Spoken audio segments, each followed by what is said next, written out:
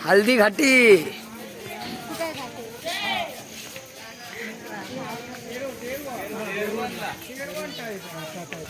ओ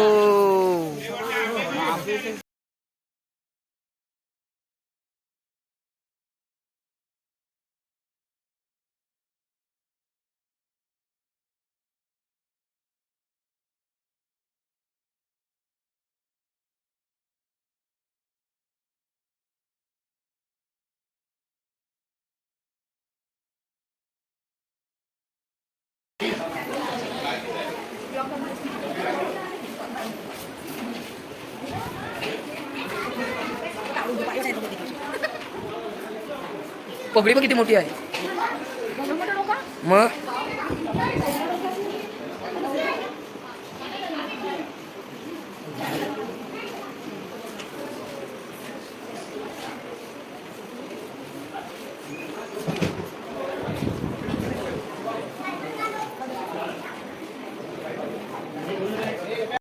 हल्दी जैसे पीले रंग का है। इस दर्रे के चारों तरफ महाराणा प्रताप की भील आदिवासी सेना राणा पूंजा के नेतृत्व में तैनात थी। ये सेना तीर भाले पत्थर चलाने में कुशल थी। यहाँ से 1 किलोमीटर की दूरी पर शाही बाग है, जिसमें मुगल सेना का पड़ाव था।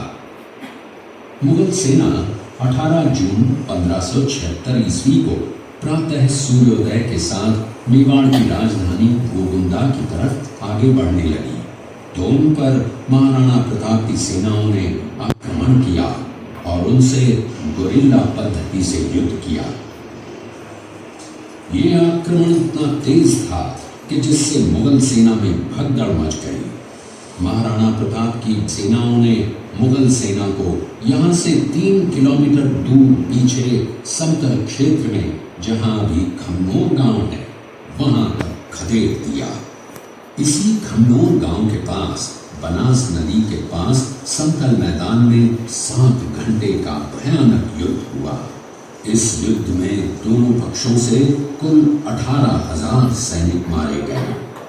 जब ये युद्ध समाप्त हुआ तो वहां पर मानसूनी बरसात हुई और वहां पर कटी हुई लाशें और खून में पानी में मिलकर एक तलाई का रूप ले लिया।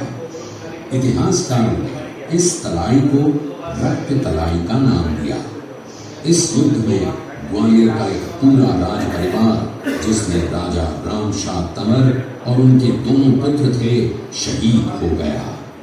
यहाँ पर एक बगीचा बनाया हुआ है और जो इस युद्ध में शहीद हुए थे उनके स्मारक इसी बाग में बने हुए हैं। इस लड़ाई की विस्तृत जानकारी आपको एक फिल्म के द्वारा दी जाएगी। आप जब इस कक्ष में सब कुछ देख चुके होंगे तब ये फिल्म और लाइन पर साउंड शो शुरू होंगे। तब तक के लिए धन्यवाद।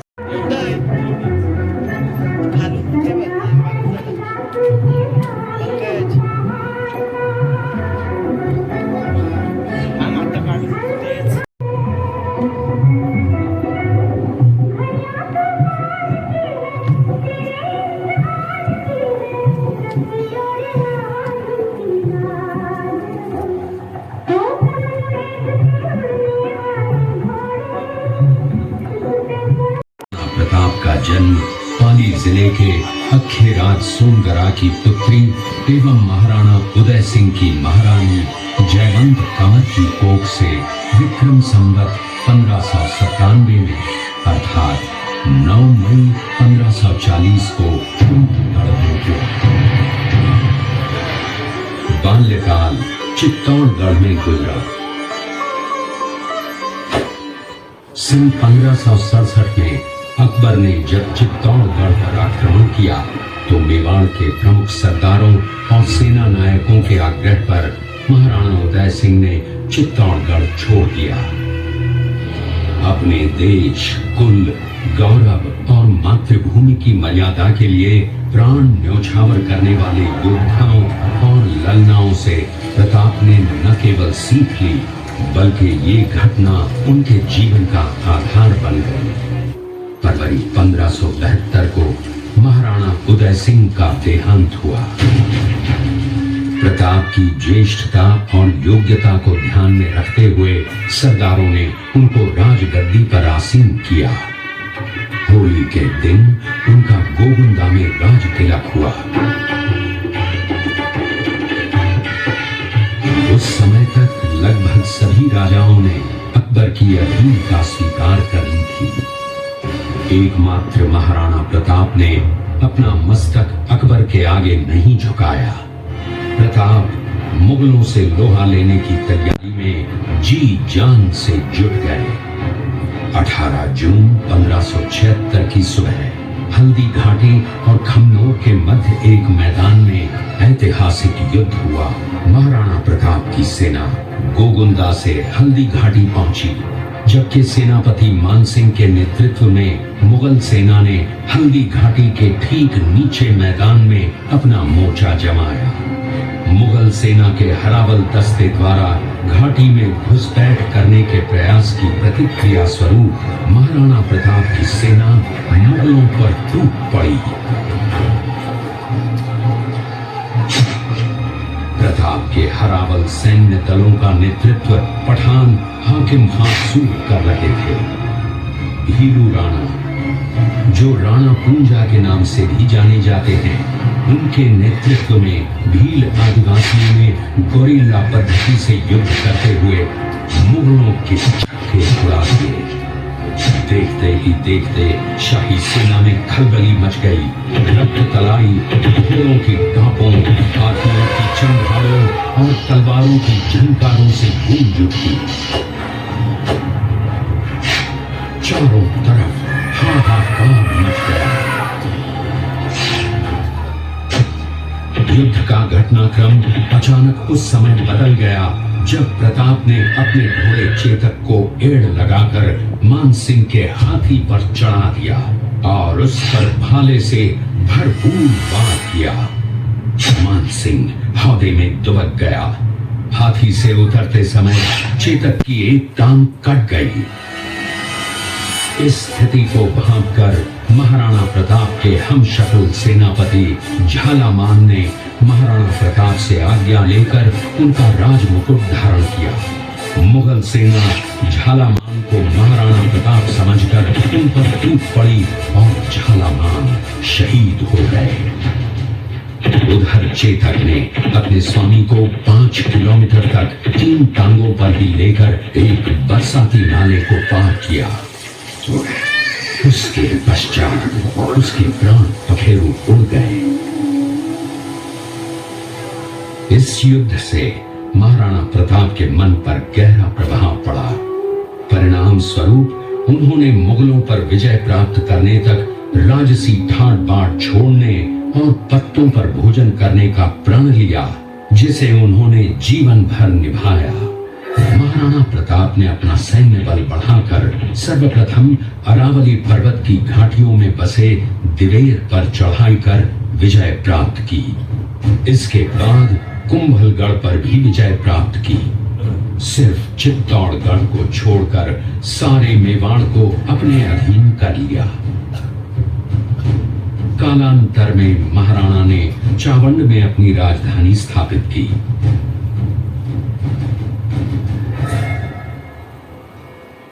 19 जनवरी 1597 को राणा प्रताप ने मात्र 57 वर्ष की आयु में इस संसार से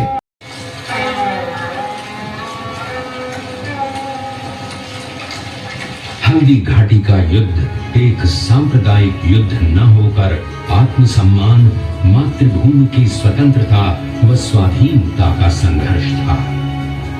इसका प्रमाण ये है कि जहां पर अकबर की सेना के सेनापति जयपुर के राजा मानसिंह थे, वहीं पर महाराणा प्रताप की सेना के सेनापति काबुल के हाकिम खां सूर थे।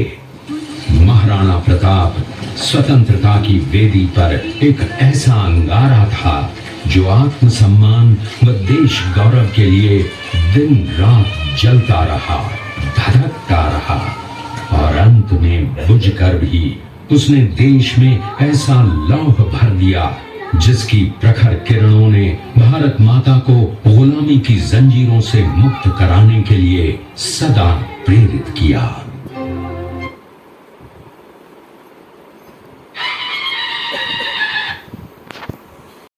हल्दी घाटी युद्ध के बाद महाराणा प्रताप अपनी प्रतिज्ञा का पालन करने के लिए वनवासी जीवन व्यतीत करने लगे।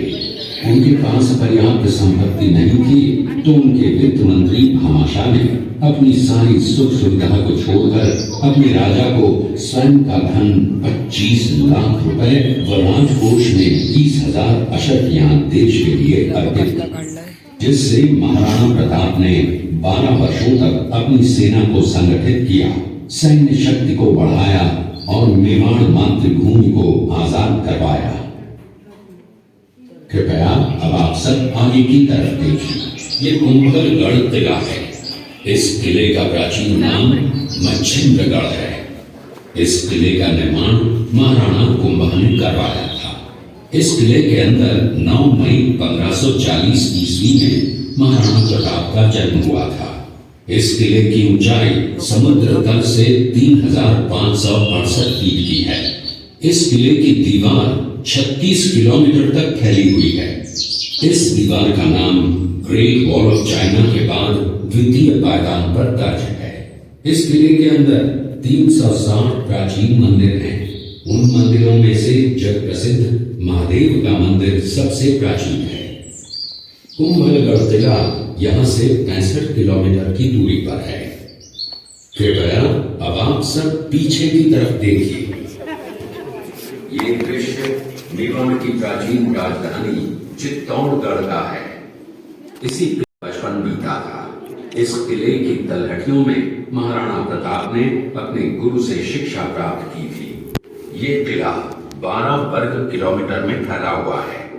इस किले पर जब भी विदेशी आक्रांताओं ने आक्रमण किया और उस आक्रमण में कोई भी राजा व सैनिक वीर गति को प्राप्त कर लेते तो उनकी पत्नियां वीरांगनाएं अपने सतीत्व की रक्षा करने के लिए जलती हुई अग्नि में कूद प्राणों को त्याग देती थी, जिसे हम जौहर कहते हैं। चित्तौड़गढ़ में 3 मुख्य बड़े जौहर हुए थे। प्रथम जौहर 1303 ईस्वी में रानी पद्मिनी ने 16,000 स्त्रियों वीरांगनाओं के साथ जौहर किया था, सिर्फ अल्लाउद्दीन खिलजी के कारण। दूसरा जौहर 1535 ईस्वी में गुजरात के शासक बहादुर शाह के आक्रमण के कारण गर्भवती वीरांगनाओं के साथ किया। और तीसरा जौहर 1568 ईस्वी में हुआ जब मुगल शासक अकबर ने चित्तौड़गढ़ पर आक्रमण किया। उसी समय में रानी फूलकुमारी ने 7,000 वीरांगनाओं के साथ जौहर किया। फिर भी अकबर का मन नहीं भरा और अंत में हजारों आम लोगों का कत्लेआम करवाकर मौत के घाट उतारा गया। इस किले में देखने योग्य विजय स्तंभ है, कीर्ति स्तंभ, मीरा मंदिर, जैन मंदिर, कालिका माता मंदिर, भामाशाह हवेली, कुंभाश्याम मंदिर, फतेह प्रकाश महल हैं। ये किला यहाँ से 140 किलोमीटर दूरी पर है। ये देखते हुए सभी अतिथि आगे की तरफ चले। शेरपुर गांव का दृश्य है। अब्दुल रहीम खान खाना अजमेर का सूबेदार था। जब वो शेरपुर पहुंचा तब इसका पता कुंवर अमर सिंह को चला, जो महाराणा प्रताप के पुत्र थे। अमर सिंह ने शेरपुर छावनी पर अचानक आक्रमण कर दिया। उस आक्रमण में मुगल सेना में भगदड़ मच गई। मुगल सेना को अपनी छावनियों को छोड़कर भागना पड़ा। छावनियों के अंदर से लूटा हुआ माल व अब्दुल रहीम खान खाना, जिसकी बेगम आनी खान को बंदी बनाकर महाराणा प्रताप के सामने पेश किया गया। तब अमर सिंह पर महाराणा प्रताप क्रोधित हुए और कहा, जहां से इस नारी को बंदी बनाकर लाए हो, इसे पुनः ससम्मान लौटा कराओ। महाराणा प्रताप ने कहा, हमें नारी से कोई दुश्मनी नहीं है, हमें तो देश विद्रोहियों से दुश्मनी है, जिन्होंने चारों तरफ आतंक फैलाया है। महाराणा प्रताप के आदेश का पालन करते हुए कुंवर अमर सिंह ने उस मुगल नारी को ससम्मान छावनी तक पहुंचाया। इस प्रकार महाराणा प्रताप ने अपने क्षत्रिय राजपूत धर्म का पालन किया और पराई स्त्रियों को मां, बेटी और बहन का दर्जा दिया। ये है महाराणा प्रताप का चरित्र और नैतिक उदारता का परिचय। ये देखते हुए सभी अतिथि आगे की तरफ चले। था उसी किले के अंदर की ये घटना है। मेवाड़ की एक ऐसी मां थी जिसने अपने पुत्र का बलिदान देकर राजवंश की रक्षा की थी। उस मां का नाम पन्नाधाय था। पन्नाधाय जाति से गुर्जर थी। वो एक राजकुमार की धाई मां थी। दूसरी तरफ हाथ में तलवार लिए खड़ा ये बनवीर सिंह एक दासी पुत्र है। ये कुंवर उदय सिंह की हत्या करके मेवाड़ की राजगद्दी प्राप्त करना चाहता था। एक रात्रि बनवीर सिंह को मौका मिला। वो राजकुमार उदय सिंह के बड़े भाई विक्रमादित्य सिंह की हत्या करके राजमहल की तरफ आगे बढ़ा। इसकी सूचना पन्नाधाय को लग गई। कुछ समय तक पन्नाधाय चिंतित हुई। तभी पन्नाधाय ने अपने पुत्र चंदन को राजसी कपड़े पहनाकर पलंग पर सुला दिया और उदय सिंह को एक टोकरी के अंदर छिपाकर पत्तों से ढक के महल के बाहर निकालकर गुप्त रास्ते से कुंभलगढ़ भेज दिया। बनवीर सिंह जब तलवार लेकर राजकक्ष में आया तो उसने पन्नाधाय से कड़क आवाज में उदय सिंह के लिए पूछा तो पन्नाधाय ने चंदन की तरफ इशारा किया।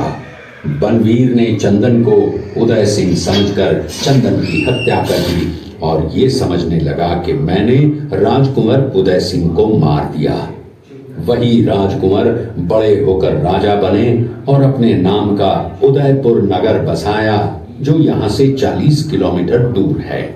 और उन्हीं के पुत्र महाराणा प्रताप हुए जिन्होंने हल्दी घाटी का युद्ध लड़ा और आज हम लोग उनका इतिहास यहाँ पर देख रहे हैं। ये देखते हुए सभी अतिथि आगे की तरफ चले।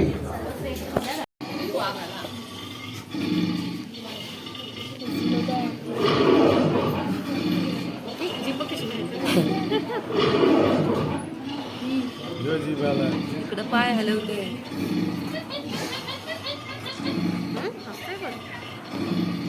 ये घटना महाराणा प्रताप की वीरता को दर्शाती है।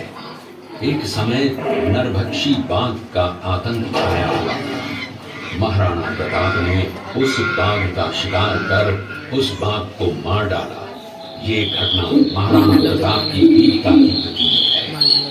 कृपया अब आप सब पीछे की तरफ देखिए।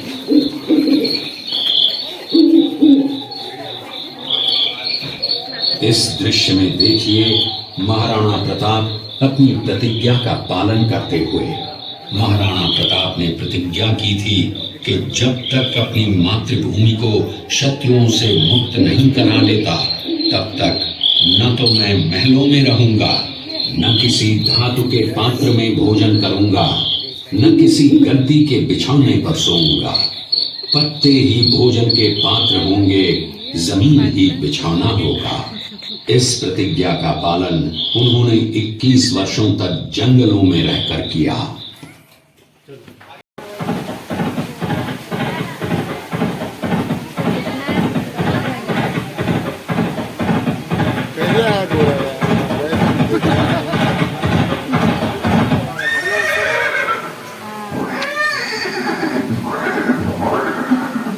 ये दृश्य महाराणा प्रताप और सुविख्यात स्वामी भक्त घोड़े चेतक के अंतिम मिलन का है। हल्दी घाटी युद्ध के बाद चेतक घोड़े ने 22 फीट के एक बरसाती नाले को पार किया। ये उसी समय का दृश्य है। पास में खड़े महाराणा प्रताप के छोटे भाई शक्ति सिंह हैं, जो पहले मुगल सेना में थे। बाद में वो महाराणा प्रताप की तरफ आए, माफी मांगी और अपना घोड़ा महाराणा प्रताप को दिया। ये देखते हुए सभी अतिथि आगे की तरफ चले।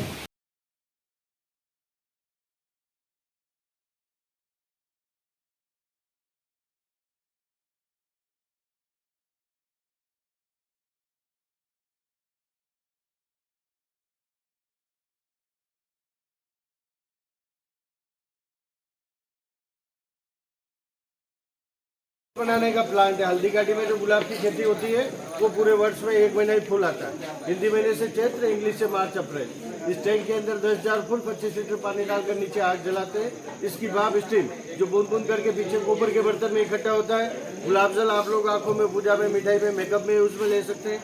दूसरा होता है गुलकंद। गुलाब की पत्ती और मिश्री को सूर्य की रोशनी से तैयार किया जाता है। पेट की गर्मी, मुंह में छाले, गैस कब्ज, एसिडिटी, गुलाब का शरबत, डायबिटीज में जामुन का, जॉइंट पेन दर्द के लिए एलोवेरा जूस, आंवला जूस। हल्दी घाटी के फेमस आइटम है गुलाब जल, गुलकंद शरबत। सैंपल